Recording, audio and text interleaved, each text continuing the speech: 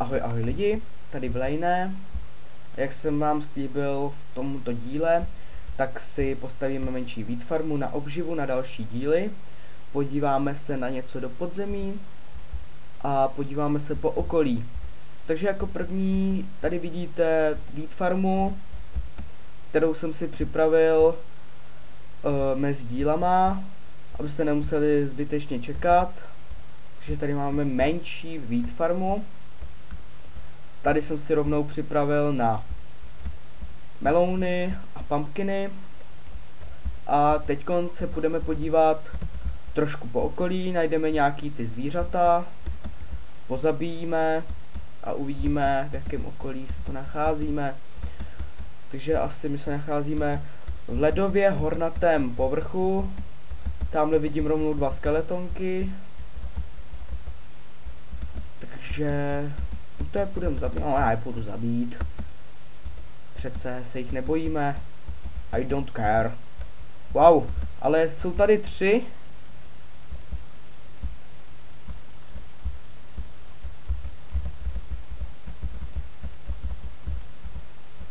Spadl a umřel.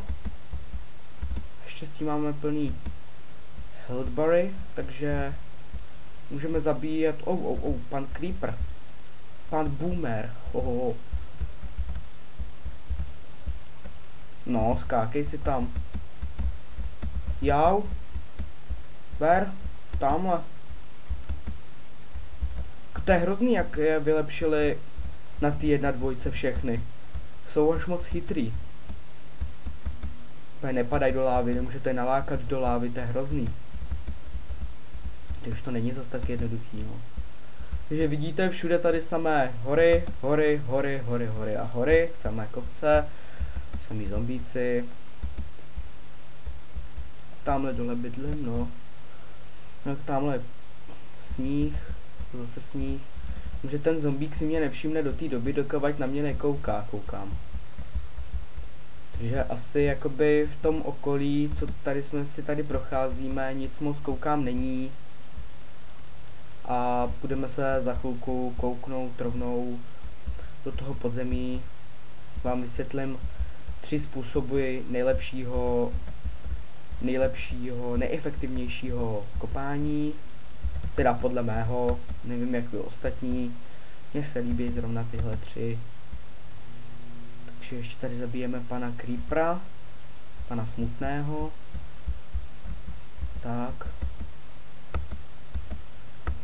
A budeme se pomalinku přemístit do podzemí. Nebo ještě. Zabijeme tyhle 2. Když myslím, že ten Creeper tentokrát bouchne. Nebouchne. Tak. Jdeme do toho podzemí a já vám ukážu tedy ty moje nejefektivnější kopací metody. Tak, máme krumpáč? Máme. Tak.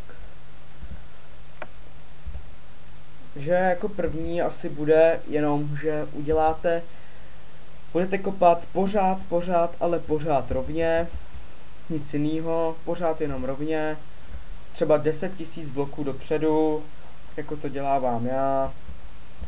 Je to nejrychlejší a není to zas tak nudný. Každou chvilku na něco narazíte, mám vypočítaný, že každou minutu narazíte na 2 vzácné kovy. Jdeme tomu tak můžu říkat. Víte, iron.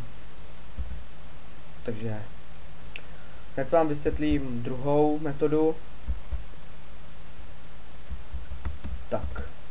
Druhá metoda je, že vykopete taky dlouhou sice čáru dopředu, ale vezmu si tady takhle od toho prvního, co stojíte, si odpočítáte 4 do strany. Takže 1, 2, 3, 4 a uděláte 4 dopředu. To je vlastně na nejlepší nalezení diamantů, vlastně ne na nejlepší, je to spíš takový to zpestření, můžete tady najít cokoliv a zase si tady odpočítáte 1, 2, 3, 4, uděláte zase 4 dopředu a po případě takhle je spojíte. Tak, protože diamanty se většinou objevují takhle mezi tím, ale jelikož ty diamanty vlastně nejsou takhle na jednom bloku, takhle, daný většinou, a jsou daný do stran, takže ten diamant je možný, že budete mít tady, někde tam, jo, že právě proto tahle metoda, jo, ten iron, tak. A třetí metoda se vlastně spíš hodí do multiplayeru, protože komu by se chtělo na single playeru, když tady má seed a může si najít slimy pomocí slime chunku, co na multiplayeru moc nemůžete. Komu by se tedy chtělo kopat na šířku 16 a na dílku 16 a na výšku 4, aby našel slimy a ještě se to nepodaří na poprví. Plus tam je hodně lávy, která je teda dost nepříjemná, když na ní narazíte. Jo, takže to jsou asi ty metody. Jo, teď půjdeme ven. Pozabijeme ještě těch pár zombíků, jestli je noc. A tohle nebude to konec. Doufám tedy, že ne. Tak. Ještě si teda asi rozšíříme tu. Wow. Hej, vy jste tady na mě čekali. Vy jste ale škodliví skeletoni. Sičáci jedni. No ne, trefně. Tak něco. Fail. Tak. Zombík. Kde se vzal? Tu se vzal zombík. Tak. Asi rozšířím tu wheat farmu. Budu ještě najít nějaký ty seedy. Tam zabiju tu chobotnici. Chobotnice. Chobotničky, to jsem. Na jednu ránu. 9. level, to je docela slušný. Kdybychom si mohli něco enchantnout, kdybychom měli enchantable. Samý vajíčka, ty slepice se bojejí, nebo já nevím. Je vážně jedno vajíčko za druhým. Tak. Pavouku, pojď sem. Byl takový skok.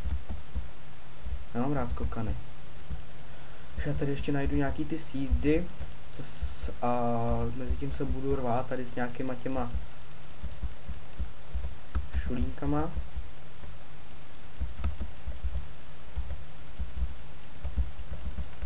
Tu seed farmu, teda wheat farmu nerozšíříme o moc. Tak jenom o pár bloků. Budeme to zbytečně dramatizovat, jo. No tady mezi tím, co tady kopu ty seedy, vám řeknu, co vás čeká v příštím díle. V příštím díle vás teda čeká průzkum podzemí, pokusím se najít nějaké té opuštěné doly, spolu si je projdeme a uděláme, když tak, XP farmu, což asi myslím, že nestihneme, takže si je asi jenom projdeme a když tak pak v příštím díle si uděláme XP farmu. A tady ještě v příštím díle, kromě toho, že se pokusím najít nějaký ty opuštěný doly, uděláme sugarcane farmu a automatickou kaktusovou farmu, jo, automatickou, takže se nemáte čeho obávat, že nemám o čem točit, jo. Takže doufám, že mě budete dále podporovat v tom, co dělám, abych se postupně vypracoval a měl i nějakou tu sledovanost, nějaký ty odběry. Jo. Takže snažím se, co můžu. Tak, kolik máme těch seedů? 5. Tak já jdu teda domů udělat takovou menší vychytávku, co už asi většina z vás zná. Doufám, že se mi povede. Měla by se to mi povíct.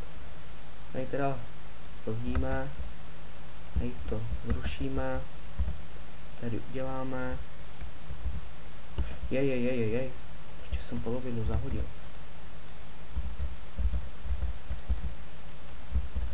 Ježiš, mám toho málo. No víte co, já to půjdu udělat někam ven. Si tady nebudu špinovat barák nějakou trávou. Takže já vezmu. Tady se třeba prokopu dolů. Ježíš, ona tam musí být tráva vlastně. Sakra. To asi ale nebude stačit. Asi nemusí to být takhle. Může být takhle. Takhle, ještě pár. Tak. Tak.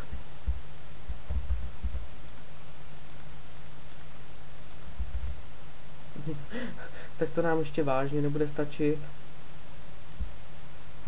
Ještě pár.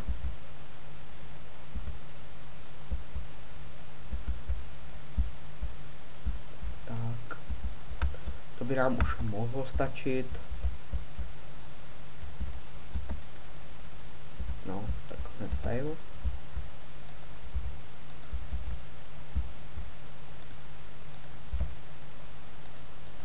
Tak.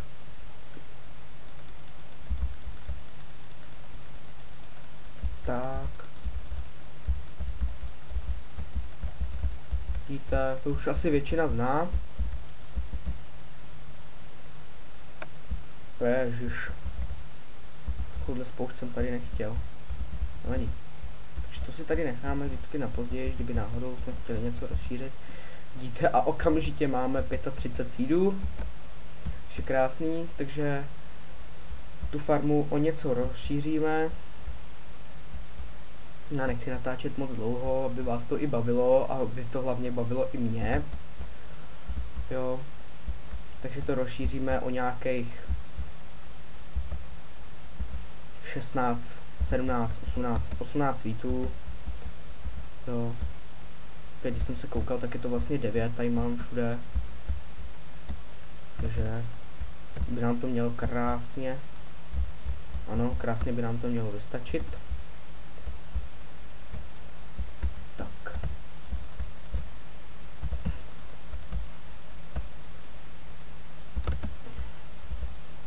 Takže. Mám ho u sebe? Nemám. Špatný.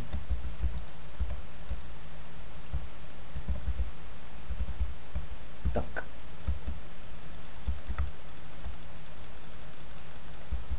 Takže jak jsem vám říkal, teď budu končit a těšte se tedy na další díl, na prozkoumání podzemí. Zkusím najít nějaký ty opuštěný doly a spolu je projdem. Tam čekám, že bude hodně failů, protože se tam docela bojím v těch opuštěných dolech. Uděláme tu sugarcane farmu, automatickou kaktusovou farmu a to bude asi v dalším díle všechno. Takže tohle je prozatím všechno a loučí se s vámi Blaina. Zatím ahoj.